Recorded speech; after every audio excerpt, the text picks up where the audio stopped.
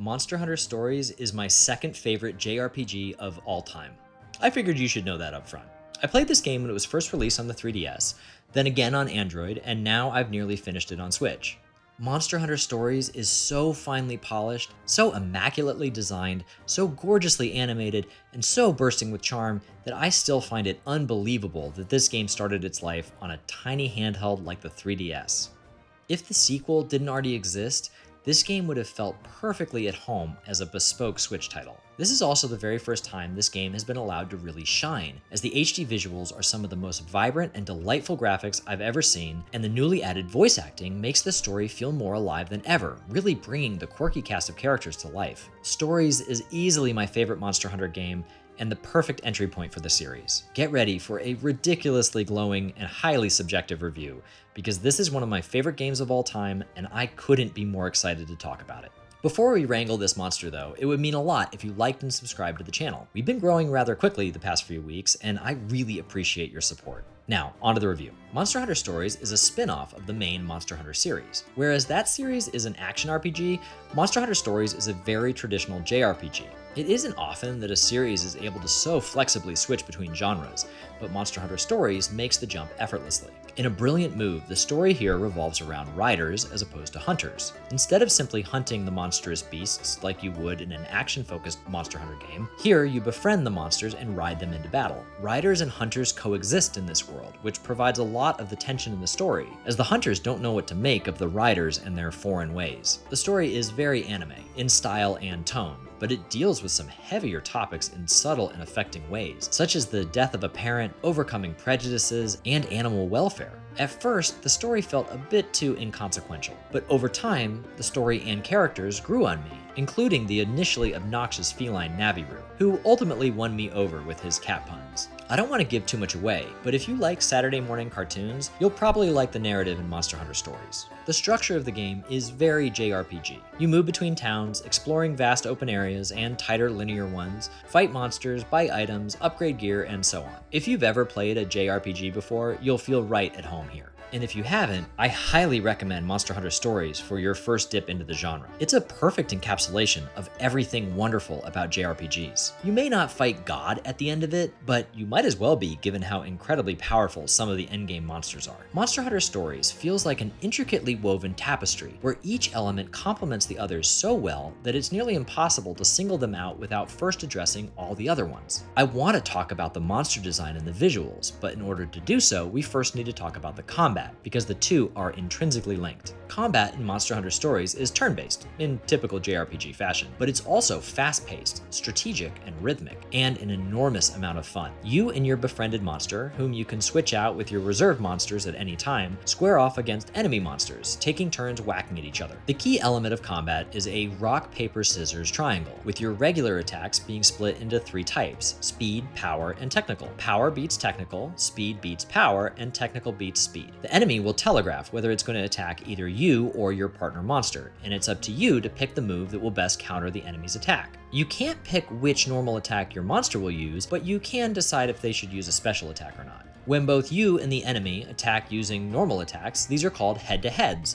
and if you win, you'll do extra damage, but if you lose, you'll take extra damage. Every monster, both yours and the enemy, will favor one of these three moves. Most won't use just one move exclusively, but they will favor either power, speed, or tech. This is where the visual design element plays such a significant role in combat. You can tell, just by the designs of the monsters, which move type they're likely to favor. Big, bulky, strong monsters will likely use power attacks. Small, agile ones are likely to use speed attacks, and the strange, multi-legged insectoid or crustacean types are likely to use technical attacks. This could have been an awful, luck-based combat mechanic, but instead it works beautifully because of how well the monsters are designed. You can tell just by looking which attack type the monster you're fighting is likely to use. This battle system was designed around the monster designs, and it's almost unbelievable how well it works. But that's not all. Since you cannot pick which attack type your monster chooses, you're left with two options: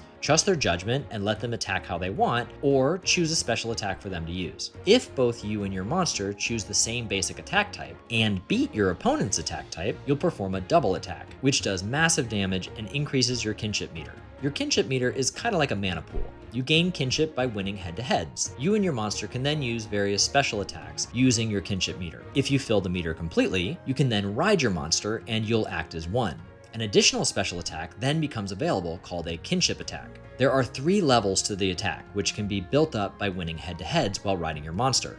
Winning head-to-heads while riding your monster may also cause the opponent to fall over, allowing you to break off pieces of their body to use in crafting later. This is the perfect time to use the kinship attack, and these kinship attacks are awesome. Every single monster in the game has their own unique attack, and they are truly epic. The level of animation that went into these attacks is simply astonishing, especially so given that this game originally appeared on a screen the size of a matchbox. In addition, there are also various status buffs and debuffs, elemental types, and various stages of attack you must consider. There is a very smooth difficulty curve here, but before long, what first seemed like a rather simple to understand battle system becomes a far more detailed and impressive beast. The best aspect of the battle system, though, is how it will make you come to feel a real connection with your monsters. After battling with them for a while, I'll learn to trust my monster's judgment. If my Nurskilla wants to randomly use a tech move on an opponent that usually uses power moves, that might seem illogical, but she's earned my trust enough times that more often than not, she must have seen some clue I missed regarding the enemy's pattern, and I'll trust her judgment. We'll both use tech moves, the opponent will use an unpredicted speed move, and we'll demolish them. I don't know if this was built into the code or not, but it genuinely feels like the more time I spend with a particular monster, the more honed their judgment gets. The more we cooperate and trust each other, the more often they are able to read the opponent, and we win more head-to-heads. By allowing your monster buddies to make their own decisions, you'll learn to trust their judgment. I legitimately felt bonded to the monsters in this game. And that's some seriously special sauce. The pocket monsters of Pokemon are tools to be used, told what to do, and swapped out when they're no longer useful. The monsters in Monster Hunter stories are more like your favorite dog. They might have been unruly as a puppy, but over time they become loyal and faithful friends. I've never had this experience in any other monster collecting game, and it's one of Monster Hunter Story's many strokes of genius. Also, unlike most Pokemon games, you'll never leave your monster's side. Outside of battle, you'll get to ride them too. Riding your monsters across vast grassy plains is just so awesome, and each one rides slightly differently. Some are more fun to ride than others, but it's always exciting to take a newly hatched monster out for a ride. I rode around on a giant spider for a large portion of this game. What other game lets you do that? Each monster has one of a variety of exploration abilities as well, like the ability to dig underground or climb up vines, which really opens up exploration. So let's talk about exploration. It's wonderful. Think mini Xenoblade. Each area is self-contained, so it's not really open world, but more like open zone. The biomes are pretty impressive too, especially when you think about how this was originally on the 3DS. It's crazy to think about that, and it never left my mind as I discovered all the little nooks and crannies in each zone. Resources are scattered around everywhere, and you can see enemy monsters roaming around in the field. There are treasure chests hidden in clever locations, and there are a ton of pigs wearing diapers, called Poogies, to find and collect as well. One hallmark of a well-designed world is that the secrets are just where you expect them to be, like hidden behind a waterfall or behind that corner just up ahead. Every secret chest or collectible in Monster Hunter Stories had me thinking, I knew that would be there. I love that. That provides the feeling of reading the world how it was meant to be read and being rewarded for it. The zones are a bit too empty and the textures are starting to look a little dated, but the design of the spaces themselves are truly impressive. There are the typical grassy fields, murky caves, volcanoes, deserts, rainforests, icy peaks, etc., and each is more vibrant than the last. The colors of this game explode off the screen and make it one of the most vibrant and pleasing games to look at. I love deeply saturated looking games, and Monster Hunter Stories might just be the most colorful game I've ever played. Each location is so distinct and unique that it's always a joy discovering a new biome,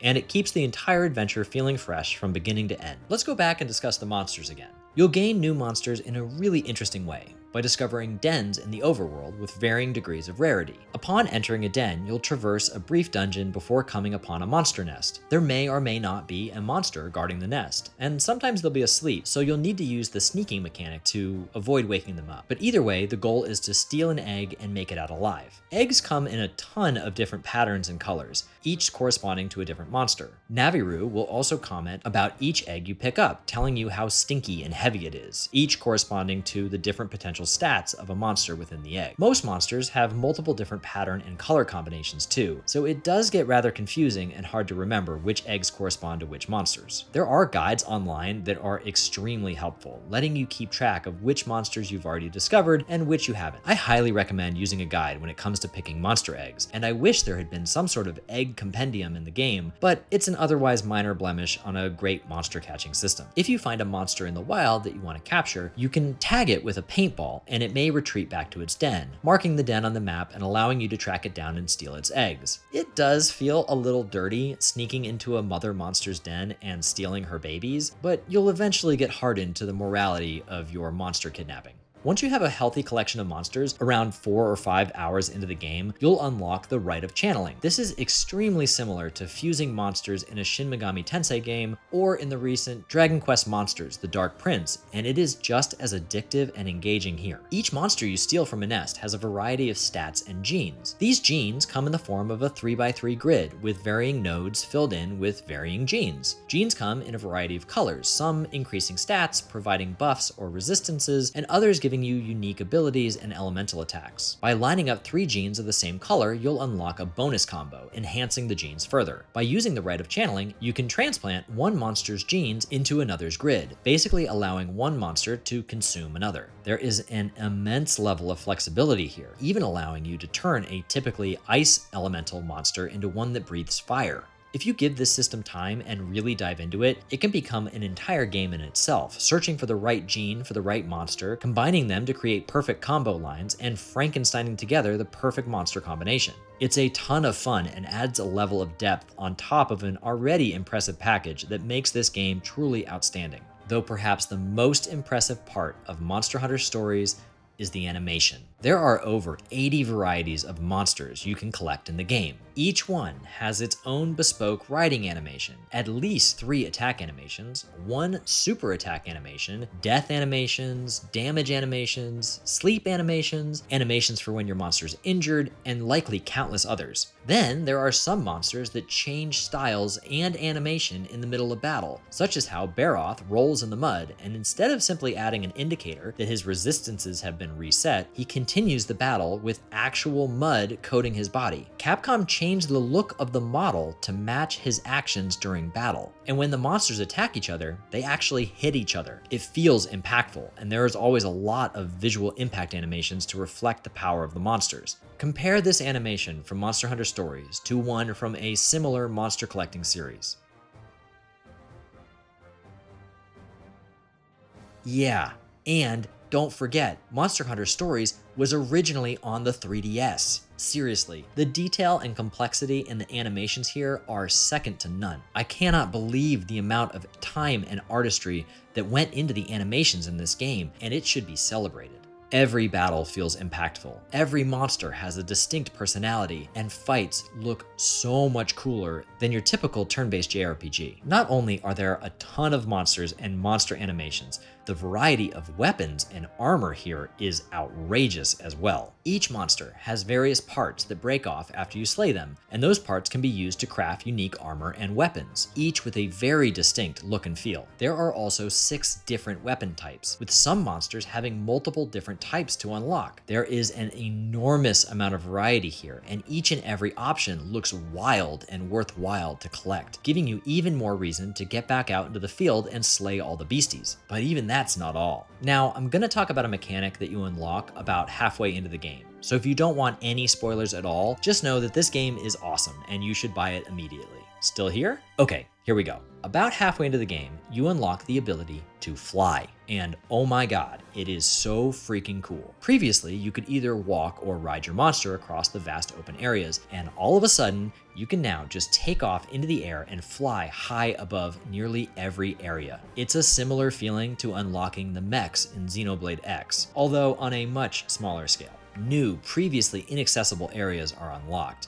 The world opens up, and again, it is simply unbelievable that this game began life on the 3DS. The scope here is truly a technical marvel, and being able to fly over these vast areas feels like Capcom just showing off. The music is also just incredible. Everything about the score screams epic adventure, Each track is so memorable, and I find myself whistling them while I'm doing the dishes or out driving. Beyond all of this, there are also countless side quests, special quests, and post-game content to keep you busy. There's also an online multiplayer component, but honestly, I haven't checked that out yet, so I can't really comment on it. The story is quite lengthy as well, and with all of the monsters to collect, and gear to craft, and side content to complete, this is a very meaty package. So, what about the negatives? I guess the textures are a bit muddy. In all honesty, there's not much here I find fault with. But here's a list of things that sort of bothered me to varying degrees. The aforementioned low-res textures, landing from flying can be a bit finicky, the world is a bit empty, the opening hours are too slow, collecting eggs can take a bit too long, the lack of an egg compendium made collecting all the monsters basically necessitating using a guide, and there's one more enormous negative, and it bothered me throughout the entire game. Whenever you collect a material, a giant text box pops up in the middle of the screen, obscuring your vision. God, how I wish this was smaller, and maybe down in one of the corners instead. It's an awful UI decision as it really gets in the way of seeing any possible angry monsters coming right for you. This text box outright sucks, and I hope it gets fixed. But beyond that, I adore this game.